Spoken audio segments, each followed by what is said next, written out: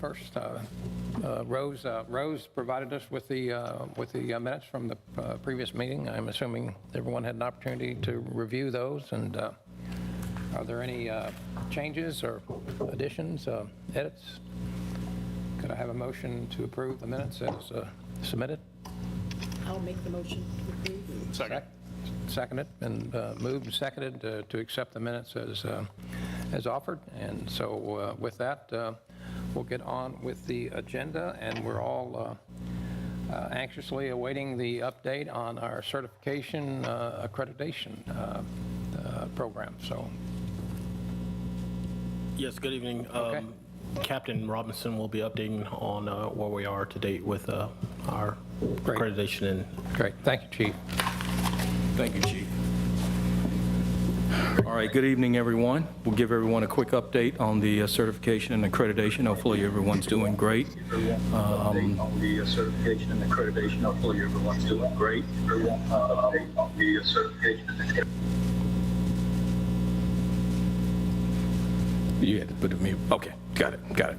All right, we'll go ahead and get started. Next slide, please.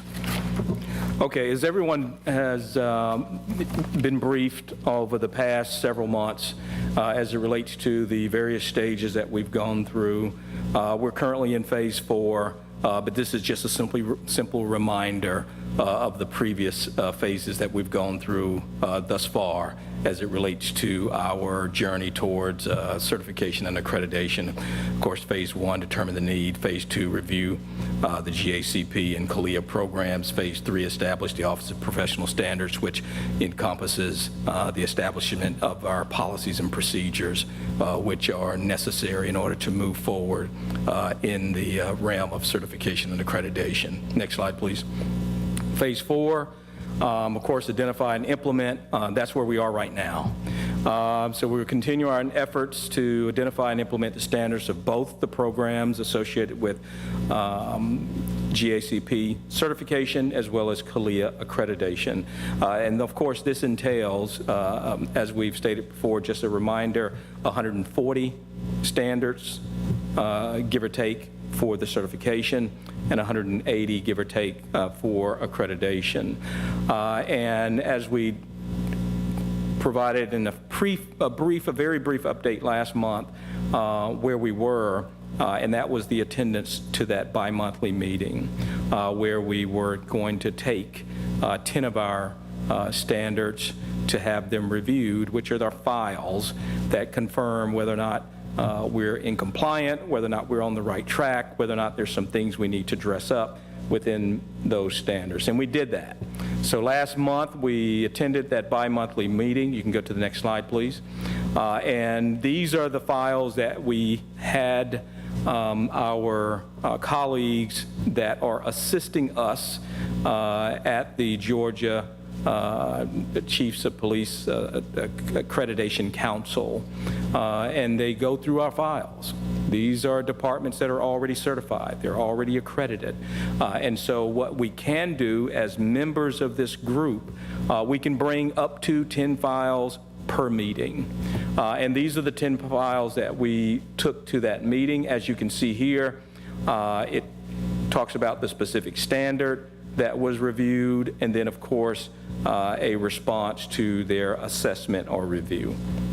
And it's pretty straightforward. In 1.1 in that standard, we were in compliant, but there were some things that we learned from that. And our goal here, and I won't go over each one of these in detail. Everyone has this in front of them or in their package or in the email that we sent out. But our goal is to be totally transparent, totally clear and concise as it relates to what feedback we got and what work needs to go into getting that particular standard up to the expectations necessary to ultimately pass what would be deemed the real test, right, when we're actually going through the certification and accreditation process. So the first one, again, is the standard. The bullet below each of those standards is the response to the review. You can go to the next slide, please. I'll go back. I think we have a question. Yep, the file is non-compliant. This is the one on the written directive. Go ahead.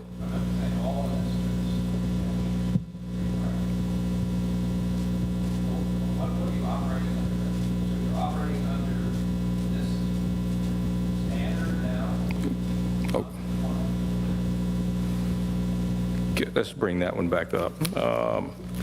No, we are operating under that standard. What it really reveals when they're reviewing the file is whether or not we have it clear in our policies and procedures regarding our, the adherence to that particular standard. So in this case here, the agency shall have a written directive that requires all personnel prior to assuming sworn peace officer status to take the subsequently abide by an oath of office as provided by the Georgia Code, right? The file is non-compliant. It is recommended we remove all unnecessary statutes, consider rewriting the oath of office, or remove it from policy. So what we had was an oath of office that was really overworded, and to say it in layman's term. So we had a legitimate oath of office. The individuals who are reviewing our file and that standard was saying, you don't need this much in your oath of office. And it was as simple as that. And the oath of office we had, it's an appropriate oath of office. I mean, we had it vetted by the county manager, the county attorneys, vet those oath of offices that we have, and then based on what other departments have been able to streamline as it relates to determining what's an acceptable oath of office, they're just making a recommendation that when we're looking at these files, here's what we suggest you have as an oath of office. It doesn't necessarily mean that what you were doing before is inappropriate or illegal in this case.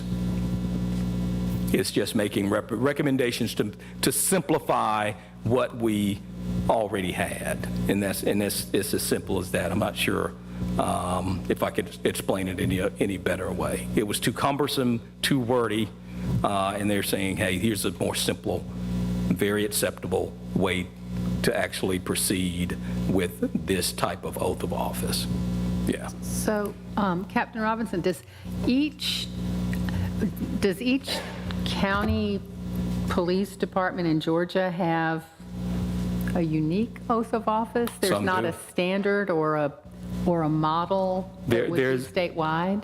Right, there's a minimum standard for what you would have in an oath of office. We met the minimum standard, but we had more information than we actually needed in our oath of office. Okay. That's exactly the type of feedback that we had gotten. Yes, sir. But there is a minimum standard that all have, and we met that. But it was like, hey, you have a little bit too much. You don't need this much in your oath of office. All right, next one. All right, same here. The agency shall have a written directive requiring all personnel to abide by a code or canon of ethics adopted or created by the agency. There's a standard law enforcement code of ethics, and IACP usually makes a recommendation or has one that most law enforcement entities have. They're just recommending that we should have one in our policies and procedures. It was pretty straightforward. All of these are easy fixes. It would have been very simple to just present this in a way where we will show that we're now in compliant with these, because they were pretty simple fixes. But we would just wanted to give the PAP and all those that are interested in the presentation an idea of what it is that we're building as it relates to complying with what the certification through the Chiefs Association requires.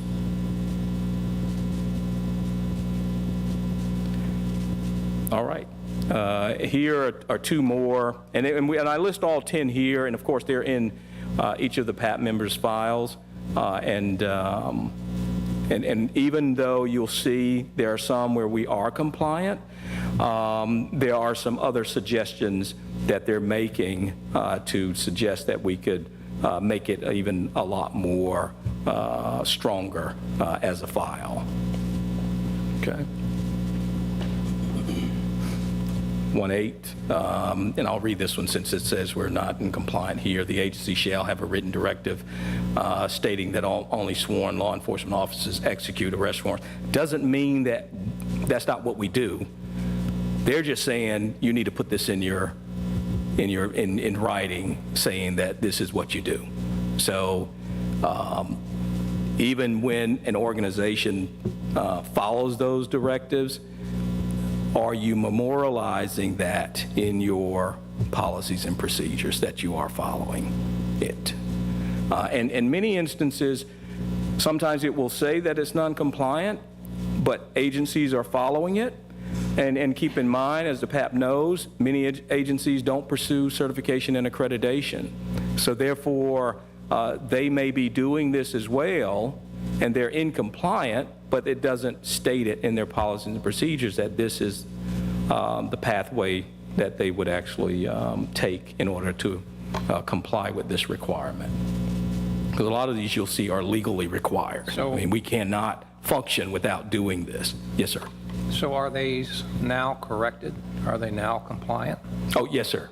Yes, sir. So Most of these, you've made- they're either corrected already or Right. we're in the process of correcting them because they're actually very easy fixes. Okay. Most of them, you know, there's a word missing here or a word missing there, or we just simply need to state that this is what we're doing. Okay. But I thought in the interest of just being transparent, just to let everyone know what we were actually told, is to let you know what we were actually told. Right. But all of them, sir, were like fixes that you can do in a day or two. So this is an example of the process that you're now going Yes, sir. through. Absolutely. Of the 140, or is it 180? I'm sorry. Is it- Well, 140 in certification, 180 in accreditation, and as you're pointing out, it's pretty tedious. So this is 10 of the 140 and the 180. Yes, sir. So there's a lot of review to be done at this point. Yes, sir. Well, a lot to be reviewed externally, right? So we've already gone through these to identify what it is that we need to make sure that we are paying attention to, but this is now receiving some of that informal external scrutiny. Get an internal review of these standards. And yes, and that was just identifying, in most instances, what those standards were. Right. So at that point, you felt you were ready for the external review.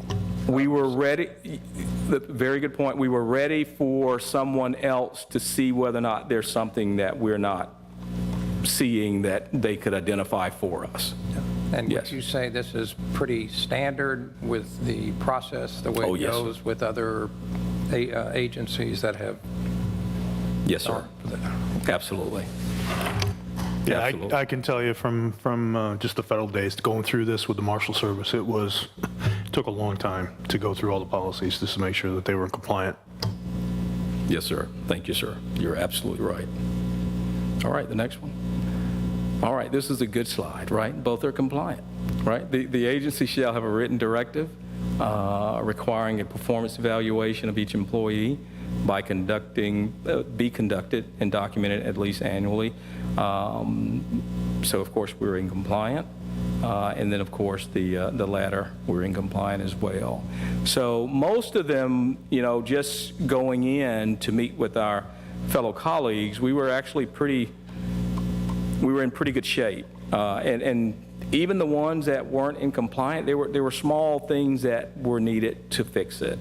But just to make sure that we keep the team on task and we make it very clear to the PAP of the nuances associated with this, we wanted you to see this in its raw form, if that's appropriate. So briefly walk us, now you said you meet once a month, you said? We meet every 2 months. Every 2 months. So That's- you go through this process? Yes, sir. Every 2 months to Yes, sir. review these standards that you're working on, Yes, sir. and you've done 10 of them so far? Yes, sir.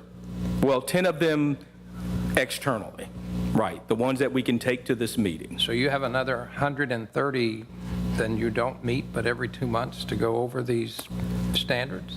Correct. However, I know it sounds like that, there's a lot of 10 in every 2 months time frame. That does not mean at all. There's a lot of 2 months in every 10, I would say. Yes. Well, yes. I mean, that's not progressing. I mean, at that rate, you're looking at next year sometime. Well, I mean, it is technically, Is that- industry standard, is that- it's a is that- 3 to is that 5 year pretty process. Standard? Yeah. I know that when we did this with the Marshal Service, we actually brought in people, they came in for weeks at a time to actually in a big room, and multiple people were going through this. And I think Val can probably talk about how it was done from some of the agencies that we saw, just from the Fleet Board. And the Fleet Board, just having just policy alone, just to make sure that we had all the standards in place, which actually wasn't even as detailed as what they have to do. We just had to have our own policies, and we had to show proof that we were following our policies. They actually have to show proof that they're actually maintaining the standards that are required by the state. Yeah, it's a lot of work. Yes, sir. Yes, sir. I'm sorry, is this based upon the availability of the external review team? Or is this based upon your ability to provide them with these standards as you have, corrected them? Right. Or is it a combination of both of those things? Well, so at the meeting, when we're bringing our standards to the meeting, every agency that brings their standards to the meeting, they're capped at 10. So they only want you to bring 10 to the meeting. And so it does not preclude us from doing the more collaborative work in between those meetings with those individuals that we are bringing these files to. So having them come here and assist us in putting files together, looking at some of our files even prior to the meeting, nothing stops us from doing that. So those are the types of things that will continue to take place as well. It's just getting some more insight into where we are from those that are actually doing assessments on a recurring basis. That's what we get when we take them to those meetings, because they're going to review them in a way that they would do when we're actually going through the certification and accreditation process. But when they do come in and actually assist us, that's even more informal, but it allows us to work with them and they work with us to put our files together. So it doesn't mean that every 2 months we're only working on 10 files at a time. We're working on multiple files, far more than 10 files prior to going to that meeting. It's just that we can only have them, they will only look at 10 files when we go to the meeting. So we're actually progressing, and we would progress far faster than what it would appear if we were only having 10 files looked at every 2 months, because those other files are still being looked at, just not in this way. And both of everyone is absolutely correct. I mean, I was on the Fleet Board, and I know this process is totally different than the accreditation process that we experience in federal law enforcement. This one is a lot more, there's a lot more minutia here. Not that those processes aren't ones that you would have to withstand a great deal of scrutiny, because you do, but this one here is a tad bit different. I hesitate to ask this, but this could actually go into 2024. Is that what I'm hearing? I mean, it could. I mean, our goal is to get through every standard as we possibly can, as quickly as we possibly can, and certification is the best hurdle to pursue first. Doesn't mean we're not pursuing both simultaneously, but when you're talking about getting everything prepared for that formal review, where you can check the box and say you are back to being a certified agency, this is just part of the path that you'll have to take. So you're at the mercy of the process, is what you're... Yes, sir.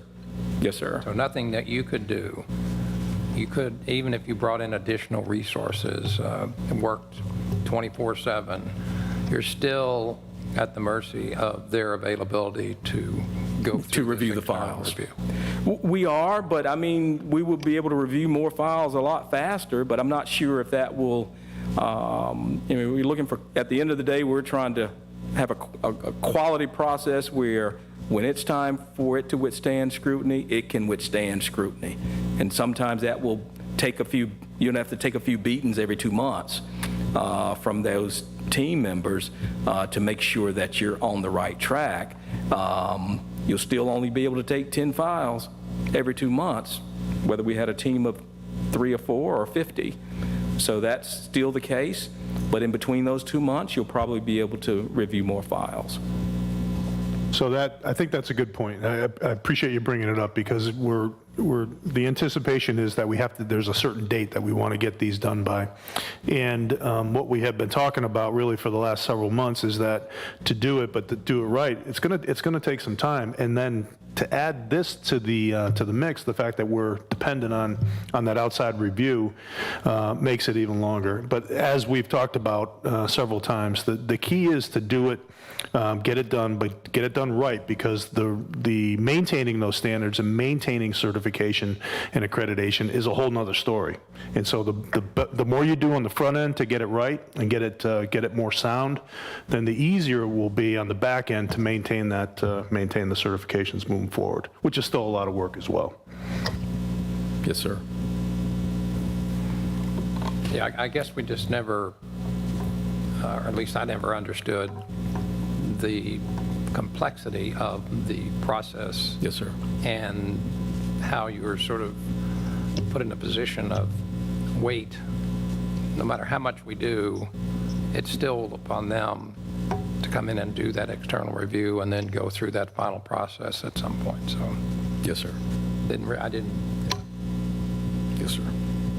All right, I think that's oh, it's not. All right, so this just tells you we have 5, 6, and 7 more phases to go, which, I mean, there's a light at the end of the tunnel. I confidently believe that. It's just going to, we just have to go through the process in order to get there.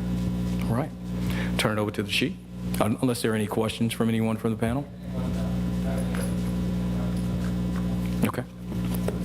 Thank you all very much. Thank you, Captain. I just want to make one comment. I know we want to move on from accreditation certification, but on a weekly basis, myself and all the captains, we are reviewing policies, and we're spending at least 3 hours a day reviewing each one of these policies to make sure that we're in compliance.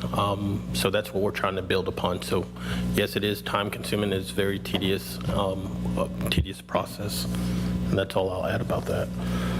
Are there any of these that are not in compliance that are particularly troublesome? That's Nothing in the high liability areas. okay. So these are all small. Not small. None of them are small. None of them are small. No critical standards are not in compliance. Then basically is what you're saying. That we've identified at this point. Okay. And I think we can add to that. So I know the work that we've done to get to, the group has done to get to this point, I think has identified some of those things, and some of those things that we knew right off the bat that we needed to get in place to meet the standards. For one was the evidence room, and so that was a big one. And so I think some of those other bigger obstacles they were able to identify earlier on. So hopefully now that we're at this point, it's getting through these policies with the external review, and hopefully we don't have any setbacks based on the work that they've already done to review the policies. Okay, recruiting and staffing currently. Currently, we are at 101. We seem to be holding there. We're authorized strength of 140 with additionals for military overhires and grants. The current position we're in, we have one graduating from the academy later this month. I think it's next week. 6 that are waiting to go off to the academy, and I think I learned some good news today that we may not have to send them up to Garden City, and that it'll be done in Camden County. So that should offer some savings for us there.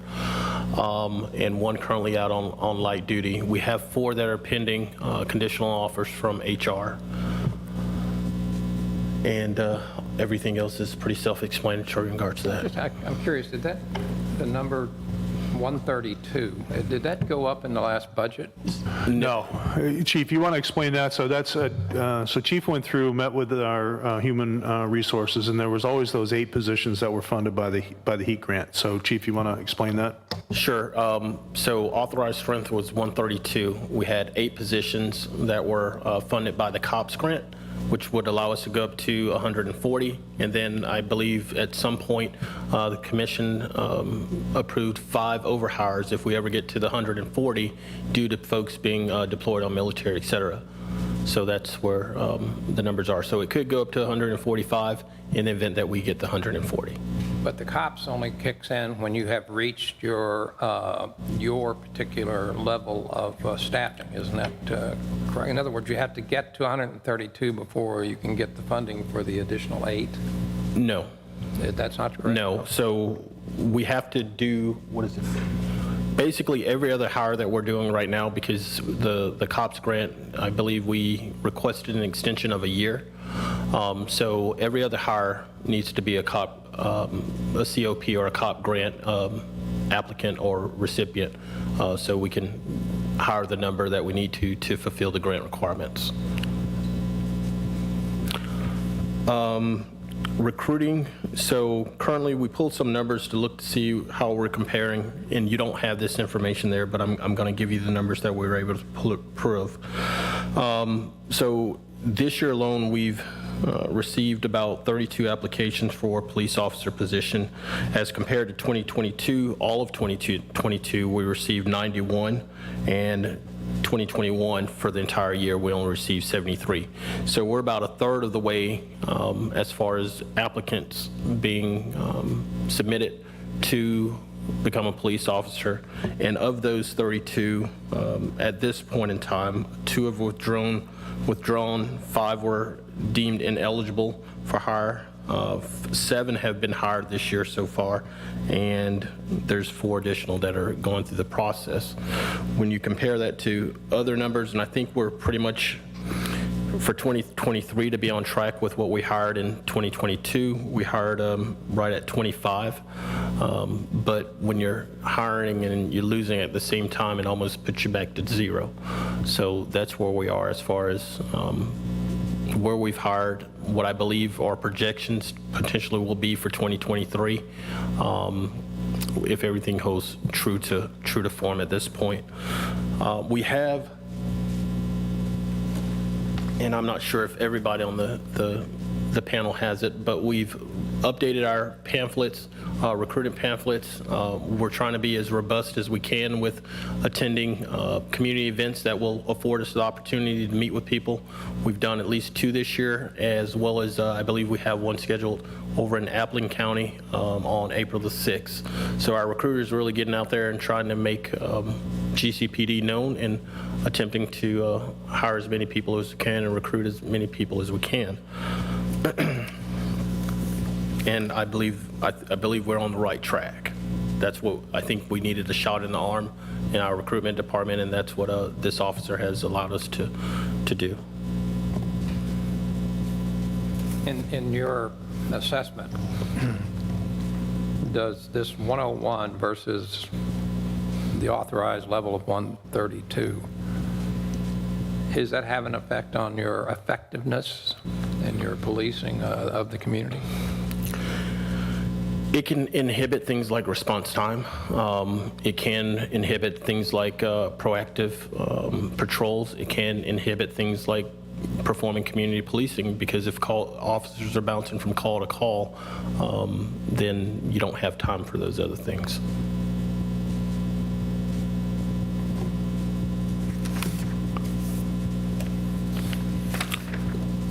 Well, hopefully that bill will pass in the Georgia legislature. Did it pass the, No, I don't think the pay, yeah, I don't think it made it through crossover. It No, did not get- no. Okay. wow. I'll touch briefly on the Behavioral Health Response Unit. Captain Robinson does have some additional information. If you go to slide 2, I think it is, this is what I'm really proud of it. For the sole fact that we were able to get officers through CIT training. This is an article from the Brunswick News highlighting or showcasing officers going through that training. It's pretty intense. It's a 40-hour course, and my vision, like I've told the Pat previously, is to try to get all officers through that type of training. Even though we may not have a mental health professional on staff or working with us directly, these are going to be the individuals that are responding to that call immediately and having to try to figure out something to do with the individuals that's going through a crisis. So I'm very proud of the fact that we were able to get officers signed up for this. We have, I think it's 3 more training courses that are slated for this year, and that's what my goal is, and that's the vision. Yeah, I apologize for not making the, are you going to be doing additional training? Yes, sir. A couple of slides back, April 17th through the 21st is the next set. And I'd love for the panels members to come and be able to see it, because if you go, I apologize for jumping back and forth, but if you go back to that article, that one scenario on the bottom, that's one of our hostage negotiators who's also our recruiter. The individual with the black t-shirt on was one of the instructors for the course, and in his hand there's a shattered bottle with the jagged edges on the ends pointed towards her. What you can't see in that frame is there's an officer to the left of him with a less lethal device should he decides he's going to attack, whatever the case may be. But this is some of the stuff that we need to be doing: de-escalation, talking to individuals and trying to figure out what's going on. In that top scenario there, what's simulated there is someone standing in the middle of the intersection of the Spur and Canal Street, for example, and they're just walking, pacing back and forth in the Spur. And now, traditionally, a situation like this probably would have been handled with force being used, the individual being dragged out of the street, and it may resort to that, but obviously she, in this example, has mental issues, and she's basically hearing voices, and they're talking to her, and what are the voices telling you, and they're trying to work with her to get her out of the road, so ultimately they don't end up having to use force on her in the middle of the Spur. So in these scenarios, I think there's a lot of confusion about what this represents, this actual training in this program.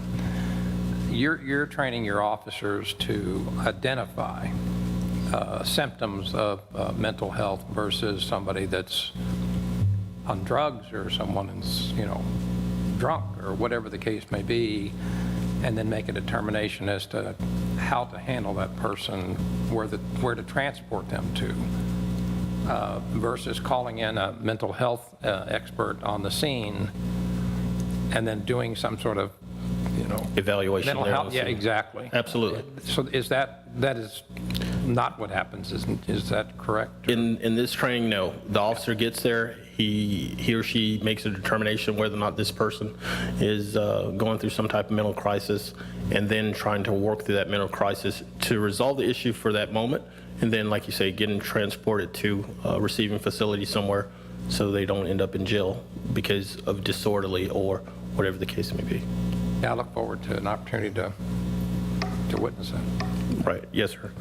And I'll bring Captain Robinson back up. He's going to give you a little bit of update on where we are as far as working with outside partners on trying to get more resources for the Behavioral Health Response Unit. Great. Thank you, Chief.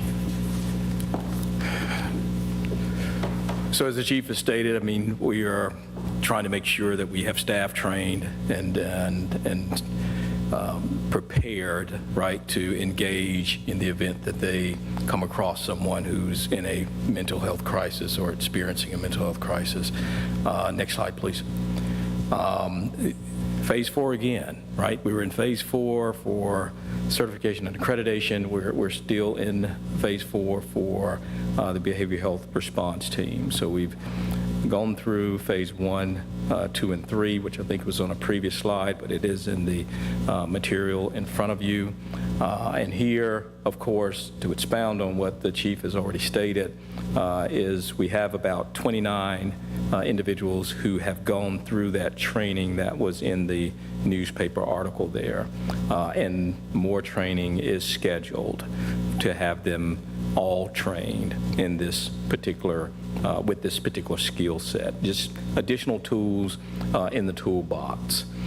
During this phase here, of course, we received the grant funding. Good news is the training that is CIT, the basic training, doesn't cost us anything to attend that training. So unless they have to travel somewhere else to receive it, and that's hence why we're trying to host it here. So this funding here, the intent is to use that funding for any advanced training for those that may already be CIT trained, and or if there's some additional CISM or any other type of training that is more advanced than the basic CIT training, which is ideal foundational training. So we talk to our grant writer on almost on a daily basis about a number of things that are going on in reference to grants that we've requested and or information she needs as it relates to additional grants that we may be applying for. And our latest update regarding the status of a grant that we requested so that we can have the funding necessary to support having either access to the mental health professional that would work with us in response to these types of incidents, and or having access to them to physically ride along in the vehicles with the officers. So we should hear something regarding that grant on or about, I guess, in the spring of 2023. So we're hoping either sometime this month and or early April. However, in the interim, we are still engaging with, on an ongoing basis, those partners out there that have received some degree of funding that may be able to start working with us incrementally. So about a week ago, I talked with Gateway in reference to, again, the work that they're already doing in Savannah. And they took an incremental approach in working with Savannah when they started their behavioral health response team, and talked about what could we do before the grant is approved or whether or not we even receive the grant. What can we do in the interim to have a more active role regarding them being part of this behavioral health response team? As stated in some of our previous presentations, we've done the proof of concept where we've had mental health professionals come out with us and assist us in not only de-escalating the situation, but ensuring that that person was referred to the appropriate place to get the assistance that they needed. And so I'm meeting with Gateway. I keep mentioning Coastal because we have worked with Coastal Community Health in the past on this, but now we are working more so with Gateway to get some things started. I'm meeting with the representative from there tomorrow to talk further about what can we do incrementally. And what I mean by incrementally is we may be able to start actually inserting that mental health professional into our response to these types of incidents on a basis where we start out with 5 to 10 hours a week where they're physically with us. We will look at the statistics to see when these types of incidents are occurring, so we make sure we use that time wisely that we do have with them, but doesn't mean that we won't have access 24 hours a day, 7 days a week, as we do now, to determine whether or not this person needs additional help. But we want them to be more of an intimate partner in this effort. So we're having a discussion tomorrow to see how that looks, because that is how they started with what they're doing now in Savannah, and we're hoping to model that effort. Next slide. And this here is just simply what the chief has already gone over, the next 3 classes. And we're looking forward to those classes. That's the latest as it relates to the status of our efforts regarding behavioral health response team. We're very hopeful. We're still, and please don't take this as if we're not responding adequately to these calls already. We just feel as though having this additional tool more intimately woven into this process will make our response just that much more effective. It's better for the officers, and it's better for those that we engage with who may be experiencing a crisis at that time. Okay, that concludes it. I think Director Rankovich and Ricky were cut off, so I don't, unless they're on. Does Charlie have any? They fell off at 5:15, and they have been unable to rejoin the meeting. So, Austin, can you, Okay. Are there any, Commissioner, any questions on this particular topic? I'm curious, the training that you conducted, I think in February or March or whenever it was, what sort of feedback did you get from the officers who participated, or did you ask for feedback from the officers who participated in that training? And if so, We did. share with us We what did the- not, what they- and that's normally something that GIPSTIC does at the end of the course. They do a course evaluation on the instructors as well as the relevance of the course to what it is that their job does. I don't know if we could get access to that or to see what the feedback was, but normally we don't, because it's a GIPSTIC authorized course, and they're the ones that actually. Any scuttlebutt around the department about it? I mean, any informal feedback that you're getting from the training, or are the officers saying? Anecdotally, Good, bad. anecdotally, it'll help them do their jobs hopefully a little bit safer.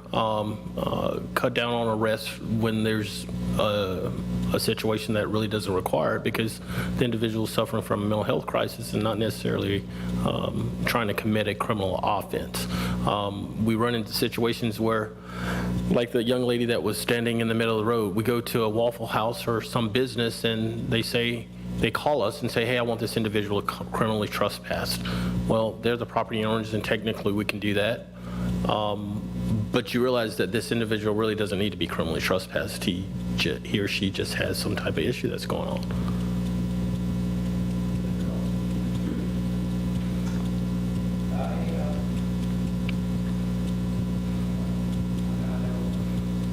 I know the director is very interested in this, so. Absolutely. Unfortunately, Yeah, I know. Any other questions on this? Okay. All right, I think that's the end of our, I think the next thing is the selection of the next meeting date, which I think Rose has down here for April the 19th, if everyone's calendar agrees.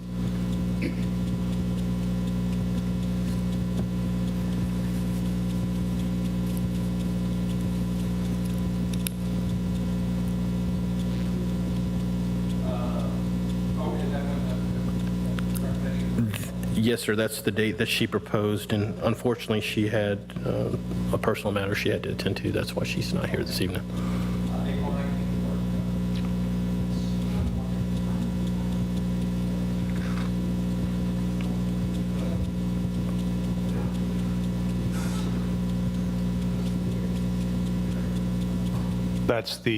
that's actually the weekend afterwards, not till the end of the month. So I think the 19th works for me. okay with you, Commissioner? Yeah, keep it that, Okay, we'll go with the 19th. And by the way, thank her for getting the request out early and the minutes out early and the agenda out early, so that's very helpful. Any new business that we need to discuss, or? Nope. No? With that, do I have a motion to adjourn the meeting? Seconded? This meeting is adjourned, and thank you very much, Chief and Captain Robinson, for your time. Yes, And hopefully we'll have a new communication system